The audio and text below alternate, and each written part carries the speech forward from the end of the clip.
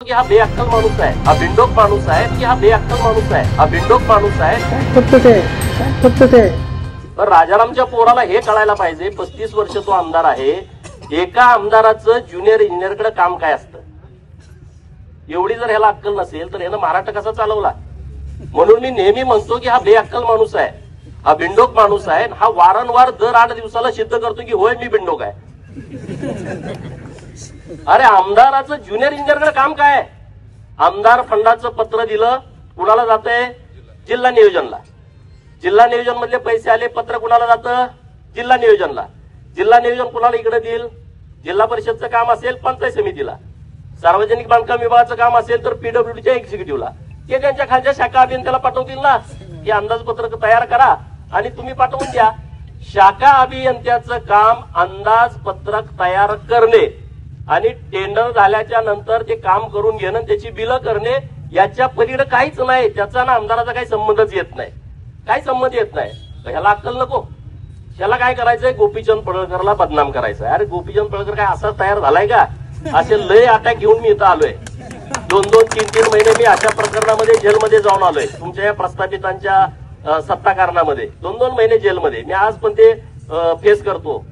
राजाराम बापू पाटलांसारख्या ज्येष्ठ स्वातंत्र्य सैनिक, ज्येष्ठ सहकारमर्षी आणि जे आता नाहीत, आपल्यात नाही आहेत, ते त्यांच्या मातृषीही आपल्यात नाही आहेत. आणि जयंत पाटील हे प्रचंड मातृभक्त आहेत. अशी भाषा वापरणं हे म्हणजे हे माझा प्रश्न बीजेपीला आहे की नेतृत्वाचा जोपर्यंत आशीर्वाद नाही तोपर्यंत हिंमतच होणार नाही असं काही बोलायची.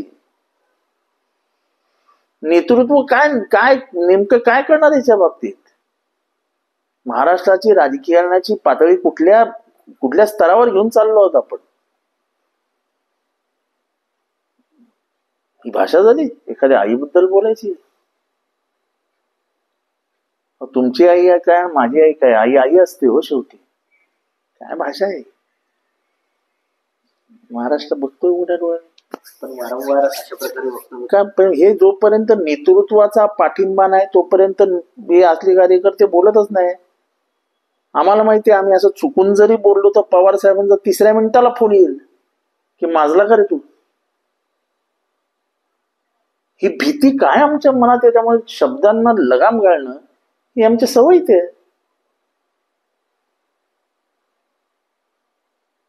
ज्या गावच्या बोरी त्याच गावच्या बाबळी बोलतात आम्हाला पण येतं, पण आम्ही नाही ना कधी कोणाच्या आईवरनं वगैरे बापावरनं वगैरे बोलत. काय पद्धत आहे?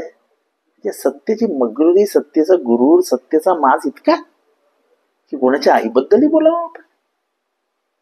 आणि नेतृत्व जोपर्यंत मागे नाही तोपर्यंत कुठलाही कार्यकर्ता हिंमत दाखवत नाही. सांगलीच्या राजकारणामध्ये आतापर्यंत एक चांगली सोडून द्या, महाराष्ट्राच्या राजकारणात इतक्या हीन दर्जाची वाक्य कधी वापरली गेली आहेत असं माझ्या तरी ऐकण्यात आलेलं नाही. महाराष्ट्राच्या राजकारणाला एक सोनेरी झालं रे, संस्कृतपणा आहे.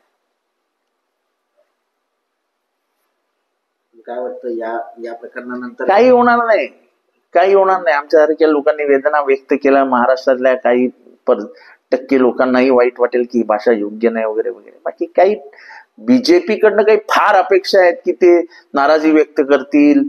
जयंत पाटलांविषयी म्हणजे इतके चांगले संबंध असतात आपले, राजकारणाच्या पलीकडे काही नाती जपलेली असतात. कोणाची आई बहिणीचा उद्धार होईल महाराष्ट्रामध्ये? तेच करू शकतात काय? आम्ही नाही करू शकत. म्हणून मी आधीच बोललो ना, या गावच्या बाबडी त्याच गावची बोरी, त्याच गावच्या बाबडी. बोलता तुम्हाला येतं तर बोलता आम्हालाही येतं.